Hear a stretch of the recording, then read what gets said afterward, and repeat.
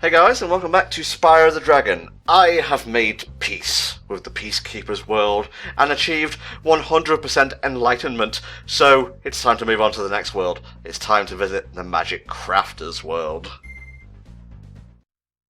Look at him, just so excited to get there. It's, these balloons are just like a nice little reprieve for Spyro, really. He just can sit back, relax, watch the world change around him, and wonder where the fuck he's going to be dropped off. Seriously, this balloon could take him out of Earth's atmosphere for all he knows.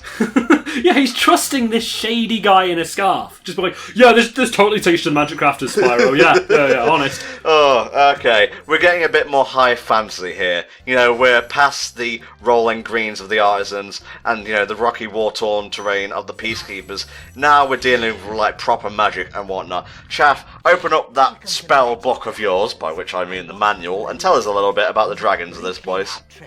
Okie dokie. The dragons of this family spend their time making magic artifacts used by all the dragons throughout the rest of the world. They are shy around other creatures and like to be alone. They can be very happy in the remote mountaintops, ice cliffs, and caves, studying their craft in peace. Yeah, so good guys, good with their hands, creating gadgets. Don't expect them at the Dragon family reunions, it's just not gonna happen. It's just, they don't really enjoy sitting at a dinner table, really. It's just not their forte. How did you take that druid out? Druids, by the way, are the ones we'll be seeing throughout the Magic Crafters. They like to fuck with the environment, but Chaff has got all the tricks at his disposal. Oh, it's beautiful. Just watching it spiral into the distance, and then you hear that nice little crashing noise, and everything's okay again. Yes, watching it Spyro into the distance. Is that where Spyro's name comes from, Spiral? I'm not sure, actually. I guess it's maybe like a sort of a take on pyro, fire, but just putting a S in front of it. Well, I understand the pyro, not so much the spiral. Wait, just let me ring Insomniac real quick, see if I can work out what's going on here, because, I actually don't think they explained it. I'm going to have a quick look, just whilst we're here, just see if I can find out what's going on. I'll get Mark Cerny on the phone. He's got to understand what's going on here. I don't think he does. I think he just sort of went with it. You can charge along with him to begin a supercharge. Oh, the supercharge is the hypest shit. Go ahead, try it. Go ahead, try it. No, I'm not saying what will happen. I'm throwing my hands up in the air and basically waving all responsibility on my part. We're not making you sign a waiver or anything. Just go for it, Spyro. We trust you. So, did you find anything on your journey through the internets, did you? Not really, actually, no. I'm not finding much about the name. I mean, originally he was going to be green. Okay. Makes sense. Developers thought it was a bad idea because he would blend in with the grass, so they changed it to be purple. Gosh, ironically, the first dragon you free in the game is green, so there you go. Yeah, exactly. Yeah, he just blends in like camo. It's great. Chaff, I believe you have some Supercharge woeful memories to share. Yeah, I remember as a kid, or even, trying to record this, when I did that first charge to come down here, I would miss that dragon, and then I would end up charging right in the crystal flight. Oh man, I think we've all been there, let's be honest. I'm not going to give you shit for that particular jaunt. I mean, I've done it. I've done it plenty of times. Because, Supercharge physics are great and all, but they're not particularly accurate. Well, man, they're fucking child's play in this game. They really, for lack of a better term, ramp it up in Spyro's 2 and 3. Wow, that was a really dirty laugh. Oh, a purple gem, just sitting there like it were nothing. Oh my god, no wonder the dragon stock market plummeted yesterday. Yeah, seriously. It's like if you wish for, massive amounts of gold, the gold value basically plummet and all the world's economies will basically crash. Buy purple, sell purple. You could single-handedly destroy the economy of all these fantasy realms. Yeah, wish for something a little more off the wall. Like a room full of coconuts or bananas. A room full of coconuts. Genie, I wish to be Donkey Kong. Make it so. We're in the right world for it. Magic Crafters is crazy, and the levels basically exemplify this. We'll see druids giving all this, changing the environment. There's massive beasts. I'm not sure where I'd put Magic Crafters exactly, because I'm gonna be honest, I always confuse it with the second to last world in the game, Dreamweavers. Yeah, I do. You know, in my mind, they are essentially the same world. They've both got that kind of bizarre sort of pastel, ethereal look going on. It's really weird.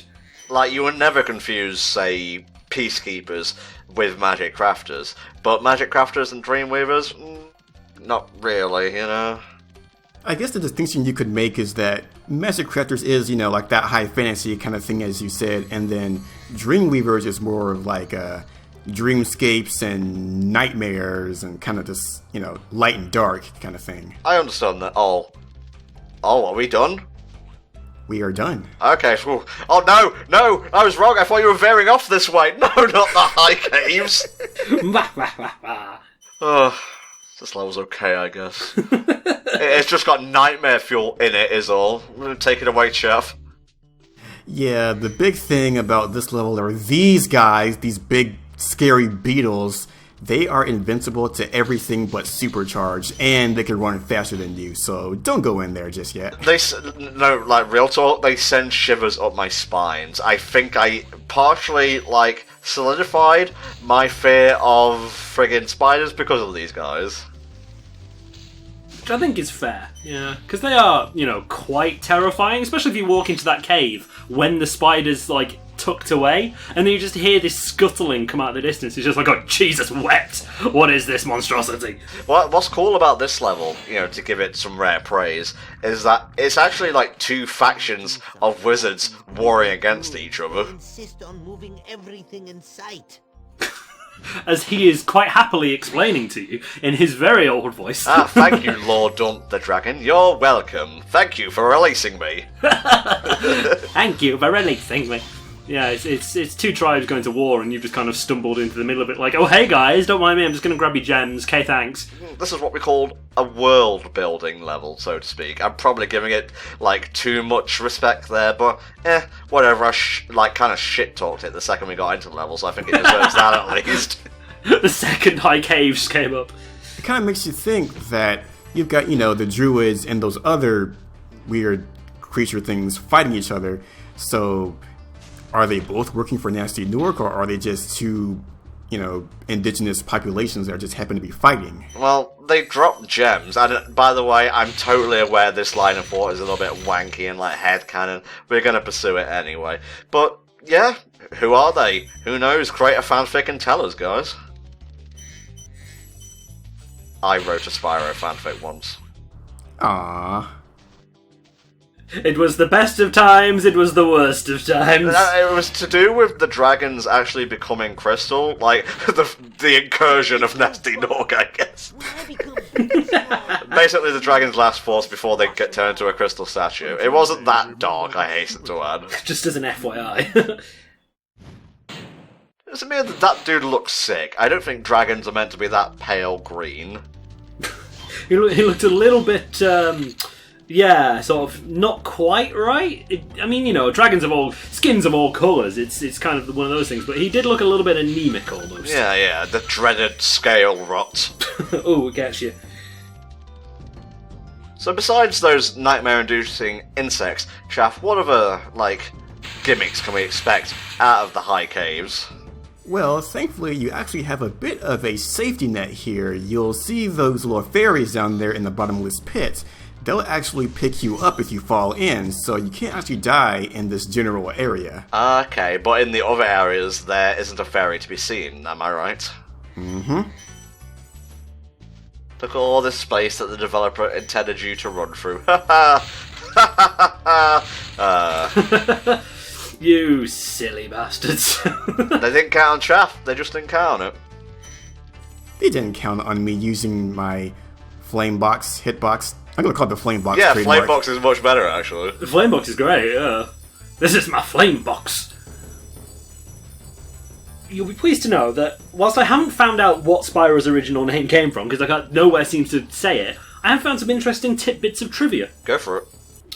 So, the Japanese version of the game is significantly slower than other copies, as in it runs slower. But there is a director's cut mode when the game has been completed, which makes it run at the same speed as the US version. Huh? Because, sure, in some versions of the game, Cyrus, which is one of the dragons you free, is green, some games is yellow. which is weird. In an early demo of the game, there was an additional gem for entering the Return Home whirlwind. So when you complete a level, you can just go into the pause menu and exit level, and it'll take you straight out as if you hit the whirlwind. But in early versions, if you actually bothered to go for the whirlwind, you got an extra gem out of it. Interesting. Oh yeah, I remember that because in the demo, there was that. Yeah, because in the original demo, the return home thing wasn't a thing you would jump on. It was just like a pad on the ground, and there would be a gem inside of it. And if you charge through it, you could actually charge through the portal, get the gem, but not leave the level. You just go through it. I've heard rumblings like the Japanese version has different crappier music to like the Western versions of the game, and I've seen like a video like detailing the changes, but I've never been able to find like a source for that, so I'm calling bullshit on that particular thing. No, I'm seeing quite a few places that say it. I mean, I'm looking on VG Facts at the minute, but there's another sort of behind the cutting room floor style website that also says that. But there's quite a lot of changes in between, just because the Japanese version had a lot of changes in it. So signposts were added, which gave the player hints and tips. Additional voice clips when Spyro jumps and when Spyro completes a level fully. So, it was a bit more expressive vocally. Nice. I love how you smashed him through the world's scenery. Get the fuck out of here!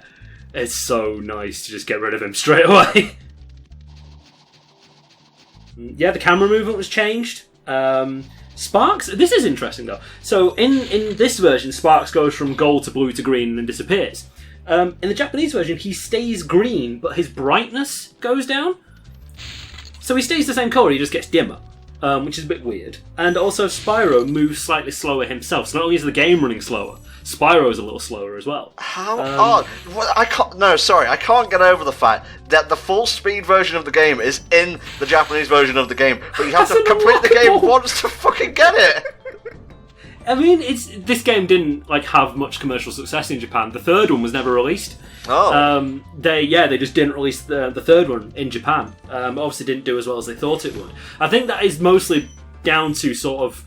No, I mean, this sounds a bit weird when you say it, but because it's a Western developed game, the West and Japan have a very different idea of platforming, and I just don't think it kind of went with their sort of the way that they play games. So I think they just didn't bother releasing the third one. Well, the Japanese have a very different idea of eyebrows, looking directly at you, Japanese version of Ratchet.